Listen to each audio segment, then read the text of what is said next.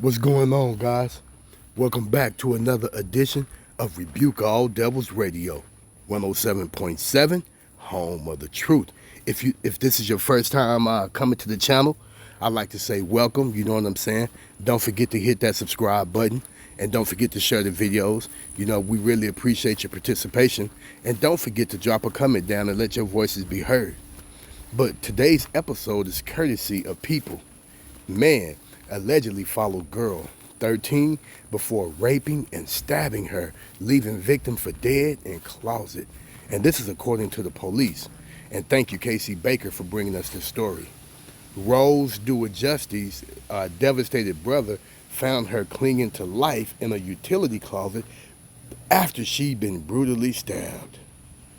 May the little girl rest in peace, man. And this is the monster that done that to that little girl right there, little 13-year-old child.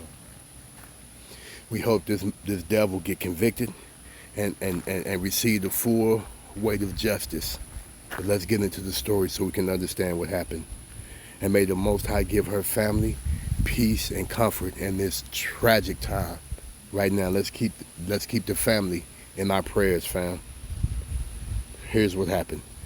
13-year-old Rose Duajusti, and if I'm pronouncing the last name wrong, my apologies, was doing what so many kids do when she walked from her home in the Florida apartment complex to her friend's home on July 4th to hang out. But she never made it. Now, a grand jury has indicted a man who is accused of senselessly and brutally raping and murdering the young teen, charging him with first-degree murder and rape. State Attorney Andrew Bain announced on Wednesday, August 28th. A grand jury indicted Jerry Dorisme on charges of first-degree murder, kidnapping with intent to inflict bodily harm or terrorize, sexual battery, and attempted sexual battery, the state attorney said in a release. Man, how could you even do something like that? The charges stem from July 4th when Rose was walking to her friend's apartment in another building at the Palmetto at Lakeside Complex in Orlando. Orange County Sheriff John Mina said at a July 12th press conference. Her friend found Rosie's cell phone and shoes in the staircase in that apartment building and reached out to Rosie's family, Mina said. The friend told Rosie's older brother, Gene Renal Duajusti, that she saw her shoes and her phone on the stairs, but she was not there, the brother wrote in a GoFundMe. The victim's brother said he was frightened, and he and others knocked on doors and checked until they made the grim discovery. Deputies who responded to frantic 911 calls found Rose in the closet, partially naked, Mina said. She had been stabbed and was barely alive. She was rushed to a local hospital where she died from her injuries. She should not have died this way, Mina said. My heart aches for her family and her friends and her loved ones. What we can do now is provide justice for this family moving forward. A witness at the complex reported seeing the male leaving the building where Rose was found, he said. Video at the complex allegedly shows Dorsey following at a distance behind Rose as she walked through the complex to her friend's building, Mina said. Wow, man. And you got this grown man that's just stalking this little girl like a prey, and she didn't even know. That is so sad, man. And our children, and you know, we have to pay attention to our surroundings so that we can be safe and we can be on the lookout for creeps and monsters just like this. We have to do that.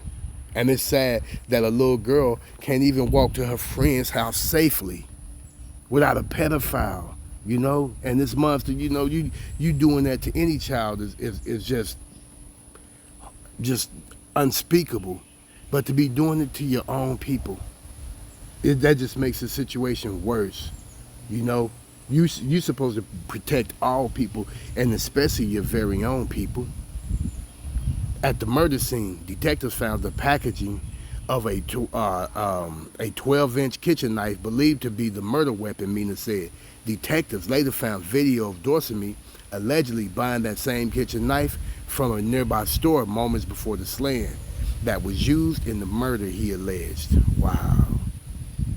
Dorisme was arrested on July 11th On August 6th, his public defender filed a motion of incompetency. WFTV 9 reports his public defender did not immediately respond to people's requests for comment. His trial is scheduled to begin on December 2nd. Rosie's murder shook our community and our agency, Mina said. Anytime a child is murdered, we all collectively grieve. I'm a father. Our detectives are all parents, and this is very, very hard on them, and of course the community. And we can't even imagine the pain and anguish that Rosie's family and loved ones are going through right now.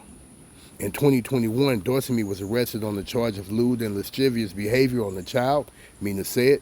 That charge was reduced to child abuse, according to Mina. Dorisme pled no contest and was sentenced to a year and a day in prison.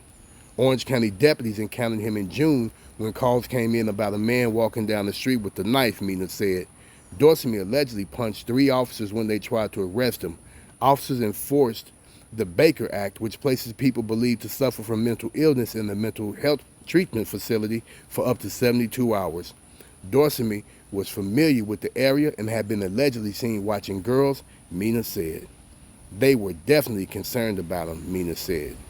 If you or someone you know has been sexually assaulted, please contact the National Sexual Assault Hotline at 1-800-656-HOPE or 1-800-656-4673 or go to rainn.org. And yeah, man, yeah, buddy, you know, oh man, I'm trying to tell you, it is just terrible, you know, what this demon done to that little girl. But I think, you know, when I think he's gonna get convicted. I don't think he'll ever get out on the streets again, and then, you know, he'll have the rest of his life to think about the harm that he inflicted on this innocent little girl and how he stole her future away. And now his future is going to be behind bars. And I think Florida even had a death penalty. So, you know, that creep could be facing the death penalty. But let's keep her parents in our prayers. You know what I mean? And let's hope and pray that this guy get convicted for what he did, because he have to pay for that crime that he done to that little girl. He have to pay for that. With that being said, drop them comments down below. Don't forget to like, subscribe, and share. Don't forget to click on that playlist, and I'll catch you on the next episode. Shalom to the wisdom.